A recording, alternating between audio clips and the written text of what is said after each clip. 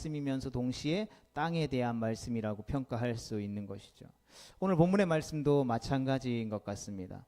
본문 1절 말씀에 보면 사람을 차별하여 대하지 말라라고 말씀합니다. 차별이라는 말은 이 얼굴이라는 말과 취하다, 붙들다, 받다, 영접하다라는 말을 합친 합성어입니다. 그러니까 차별하여 대한다라는 말은 얼굴을 취한다라는 말이며 사람을 외모로 보이는 것으로 취한다라는 뜻인 것이죠. 이것을 정확하게 표현한 곳이 갈라디아서 2장 6절 말씀입니다. 같이 읽어보겠습니다. 시작. 하나님은 사람을 외모로 취하지 아니하시나니. 아멘.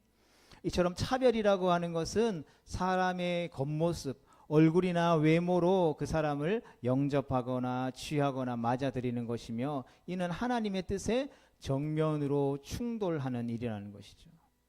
그럼에도 불구하고 사람을 외모로 취하는 차별은 우리 사회에 만연해 있는 것 같습니다. 그래서 가장 쉬운 예로 회사의 면접을 볼 때도 사람을 외모나 겉모습으로 취하는 비중이 크다 보니까 외모도 실력이다라는 말이 생겨나기도 했습니다. 물론 그러한 것이 실력으로 쳐져서 또 그러한 필요가 있을 때도 있지만, 이러한 사회 분위기가 너무나도 만연하다 보니까 블라인드 테스트라고 해서 사람을 얼굴로 마주대하고 사람을 뽑는 게 아니라 사람들이 낸 이력서만 가지고 그 사람이 이 회사에 맞는지, 이 일에 적합한지를 판단해서 뽑는 것이 어쩌면 사람을 뽑는 공정한 방법이다라고 주장하는 시대가 바로 오늘 우리가 살아가는 시대인 것이죠.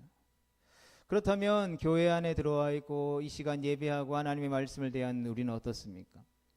우리는 사람들을 대할 때 외모로 그 사람을 취하지 않고, 그 사람의 겉모습으로 그 사람들을 대하지 않고, 그 사람의 내면을 바라보고 그 사람을 대하고 교제하고 있습니까? 성경은 사람을 외모로 취하는 일을 엄히 금하고 있습니다. 오늘 본문이 기록된 2장 9절 말씀을 같이 보겠습니다. 시작. 만일 너희가 사람을 차별하여 대하면 죄를 짓는 것이니 율법이 너희를 범법자로 정죄하리라. 아멘. 그러니까 사람을 우리가 차별하게 되면, 다시 말해 사람을 겉으로 보이는 외모로 평가하게 된다라면 그것은 하나님 앞에 죄를 짓는다라는 것이죠. 하나님은 유대인이든 헬라인이든 어떤 사람이든 그 사람의 어떤 외모나 그 사람이 가지고 있는 형편과 상황과 모습으로 그 사람을 취하지 않으신다라는 것이죠. 하나님에게는 사람을 외모로 취하는 일이 없습니다. 하나님은 중심을 보시는 분이시죠. 하나님은 사람을 외모로 보지 아니하시고 각 나라 중 하나님을 경외하며 의를 행하는 사람을 차별 없이 다 받으시는 것입니다. 그런데도 야고보가 편지하는 수신교회에서는 사람을 외모로 취하는 차별이 행해지고 있었다라는 것이죠.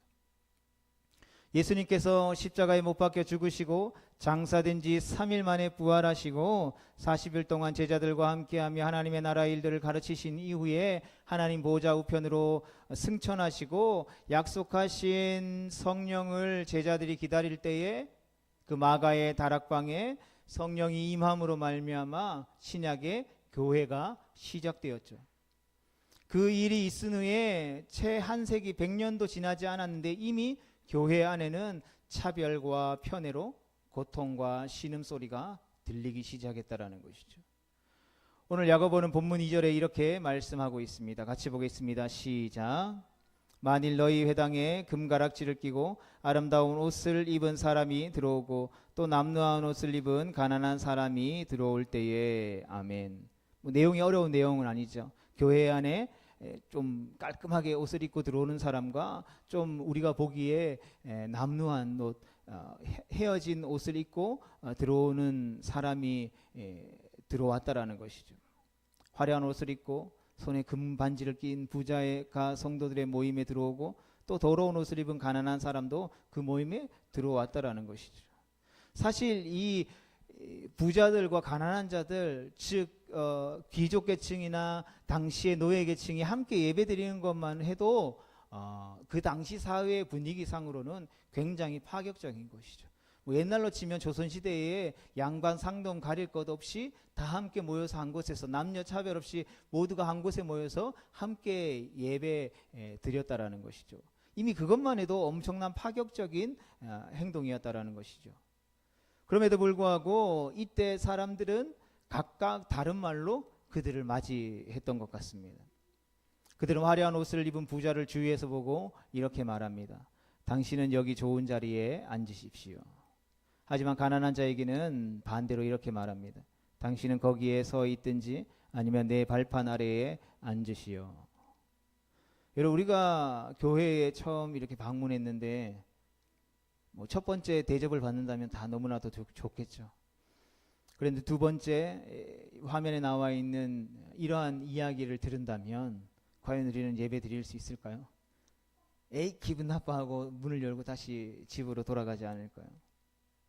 발판 아래 앉으라는 말은 내 발밑에 앉으라는 것이죠. 발밑에 앉는다라는 뜻은 내 노예나 종이나 내 애완동물과 같은 취급을 했다라는 것이죠. 그러니까 낮고 천한 자리를 나타내는 것이죠.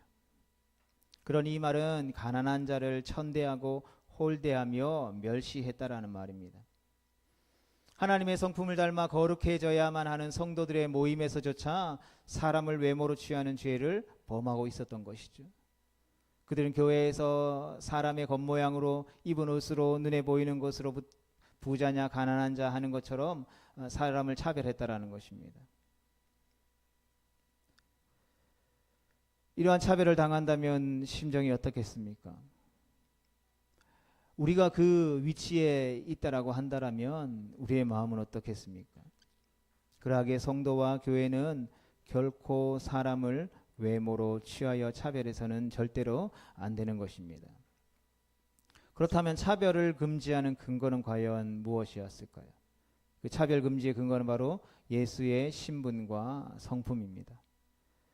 우리가 사람을 차별하지 말아야 하는 이유는 세상의 법이나 세상의 윤리 때문이 아니라 바로 예수님 때문이라는 것이죠. 야고보가 이번 본문 2장 말씀에서 말씀하려는 핵심이 바로 이것이죠. 1절 말씀 같이 읽어보겠습니다. 시작. 영광의 주 곧 우리 주 예수 그리스도에 대한 믿음을 너희가 가졌으니 사람을 차별하여 대하지 말라. 아멘. 이렇게 명령하죠. 이 말을 직역하면 너희는 우리의 영광의 주 예수 그리스도에 대한 믿음을 외모로 취하는 것들과 함께 가지지 말라라는 것이죠.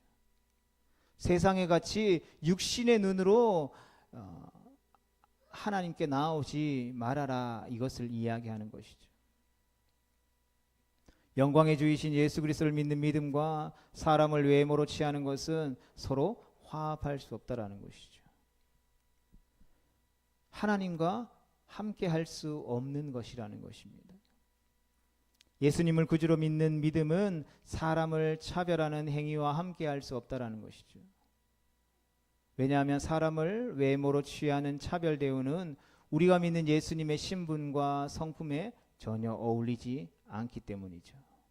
구체적으로 살펴보겠습니다. 첫 번째로는 예수님은 주님이기 때문에 우리는 사람을 차별해서는 안 되는 것입니다. 야고보서에 따르면 주님은 모든 좋은 것을 주시며 사람을 높이기도 하시고 낮추기도 하시며 죽이기도 하시고 살리기도 하는 분이십니다. 그래서 부한 자도 주님의 뜻이면 풀의 꽃과 같이 지나가고 한순간에 새해잔해지게 되는 것이죠. 주님은 가난한 자들에게도 은혜를 베푸시며 그들을 높이시며 그들에게 영원한 것을 주시는 분이십니다.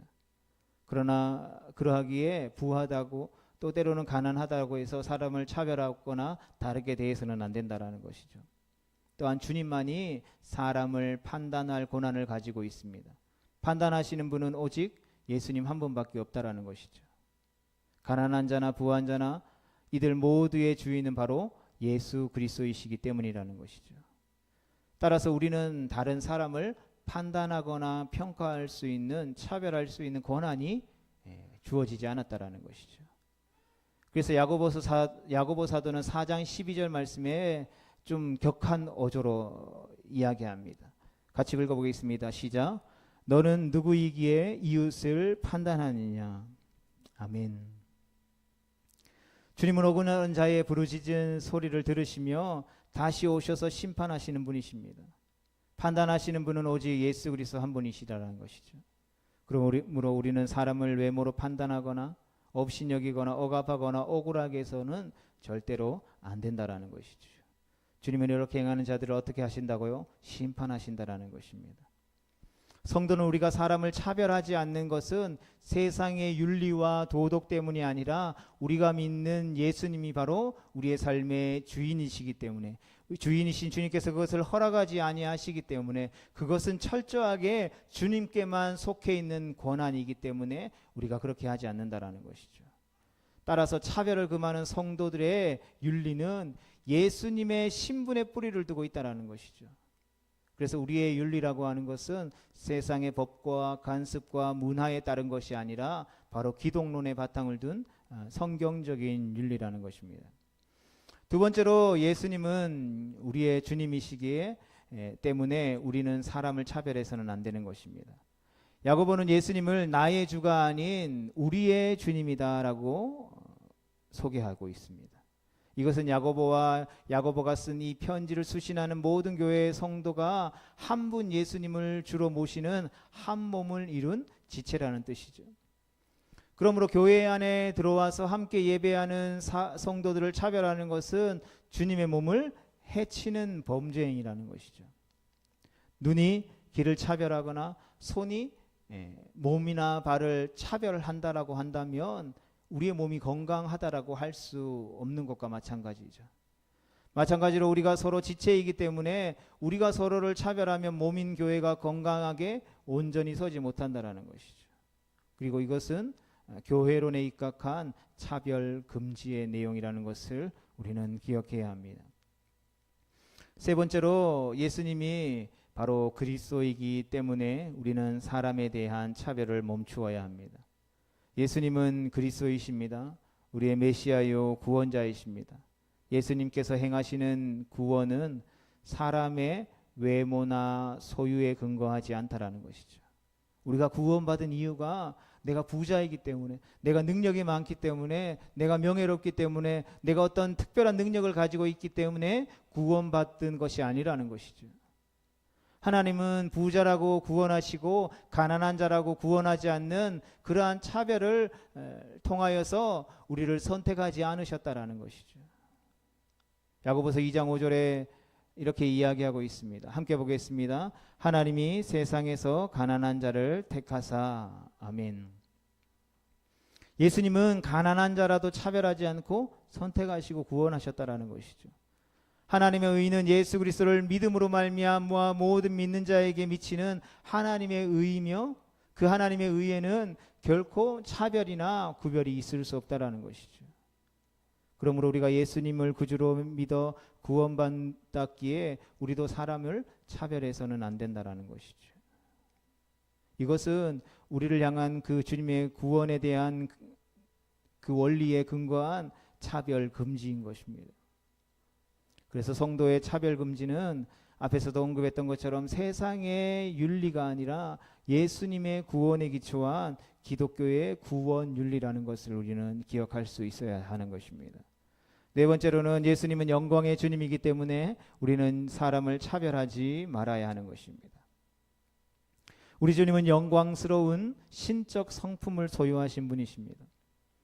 이 영광스러움은 사람을 차별하지 않는 데서 잘 드러난다 할 수 있습니다. 우리는 이처럼 영광스러운 예수님을 믿는 사람들입니다. 그러므로 우리의 삶과 인격과 성품에서 하나님의 그 영광스러운 신적인 성품의 광채를 발산해야 하는 것이죠. 아담과 하와가 하나님의 형상대로 지음을 받았습니다. 에덴 동산에서 하나님과 함께 거하며 즐겁게 행복하게 지냈습니다. 그러나 가장 강교한 뱀 사단의 유혹으로 인해서 선악을 알게 하는 나무의 실과를 먹게 되었고, 결국 하나님의 형상대로 지음받은 인간이 하나님의 형상을 빼앗겨 버린 것이죠. 그 하나님의 형상이 파괴되어져 버렸다라는 것입니다. 그러나 주님께서는 그 파괴된 우리를 위하여서 예수님을 이 땅에 보내주셨고, 예수님은 십자가에 못 박혀 그 보혈을 흘리심으로 말미암아 그 깨어져 버린 우리의 형상을 다시 회복시켜 주셨다라는 것이죠. 예수님의 그 십자가의 죽으심과 3일 만에 부활하시는 그 사건들을 통하여서 깨어지고 오그러졌던 우리의 형상을 다시 온전한 하나님의 형상으로 회복시켜 주셨다라는 것이죠. 그 회복된 예수님을 믿기만 하면 우리의 어그러졌던 하나님의 형상도 그 예수 그리스도의 그 보혈의 능력을 힘입어서 온전히 회복되어지게 된다라는 것이죠. 그리고 그로부터 시작되어진 성령 하나님의 우리 속에 함께 하시는 그 내주하시는 은혜로 말미암아 우리 안에 주님의 그 광채가 발산되어져야 한다라는 것이죠. 그러하게 우리는 사람을 외모로 취하지 않는 예수님의 영광스러운 신적 성품을 따라서 사람을 차별하지 않아야 한다라는 것이죠. 주님이 사람을 차별하지 않으시기에 그 하나님의 형상대로 지음받은 우리 또한 그 신적인 성품에 참여하며 그 신적인 성품을 드러내야 할 우리 또한 차별할 수 없는 것이 마땅하다라는 것이죠. 이것은 예수님의 성품에 근거한 차별 금지입니다. 성도와 교회의 차별 금지 역시 세상 윤리를 따른 것이 아니라 바로 이 예수님의 성품에 기반을 둔 차별 금지인 것이죠. 결국 교회 공동체 안에는 사람을 외모로 취하는 차별이 없어야 하는 것이죠. 그 근본 이유는 우리가 예수 그리스도를 믿기 때문이라는 것이죠. 우리가 하나님의 자녀이기 때문이라는 것입니다. 예수님은 우리 모든 사람의 주인이시며 우리를 차별하지 아니하시고 우리를 구원하시는 그리스도이시며 사람을 차별하지 않는 영광스러운 분이시다라는 것입니다. 우리는 예수님의 이러한 신분과 성품 때문에 사람을 차별하면 안 되는 것이죠. 이어서 야고보는 본문 4절에서 사람을 외모로 취한 차별의 결과가 무엇인지를 우리에게 말해주고 있습니다. 너희가 너희들 안에서 나누어지는 것이 아니면 또한 너희가 악한 생각들의 판단자들이 되는 것이 아니냐라고 말하고 있는 것이죠.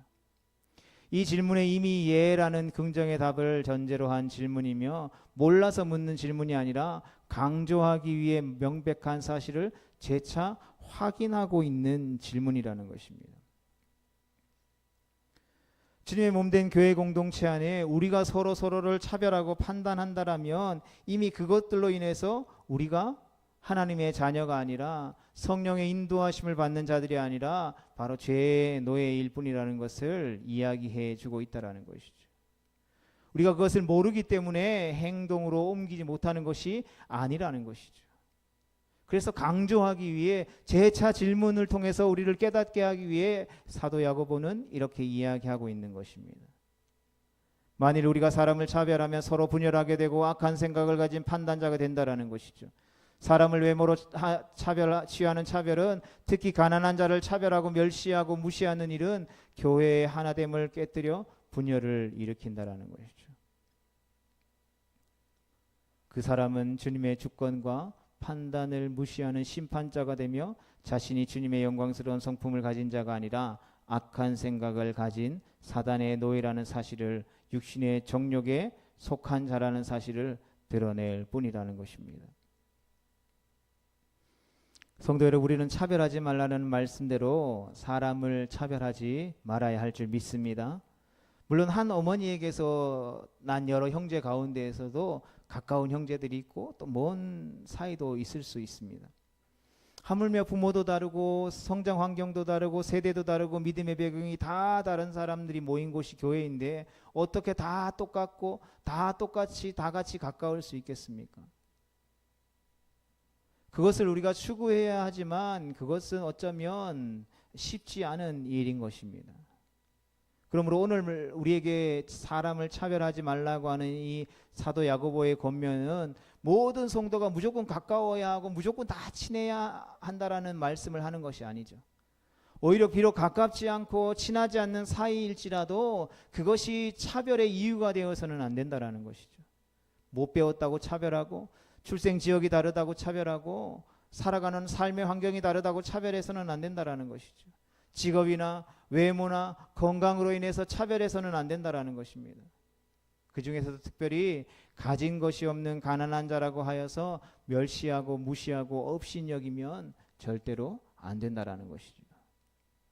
그리고 이렇게 해야 하는 이유는 세상의 도덕과 윤리가 그렇게 우리를 가르치고 권면하고 있기 때문에 그렇게 하면 안 된다라는 것이 아니라 바로 그 이유는 예수님의 신분과 예수님의 성품 때문이라는 것이죠.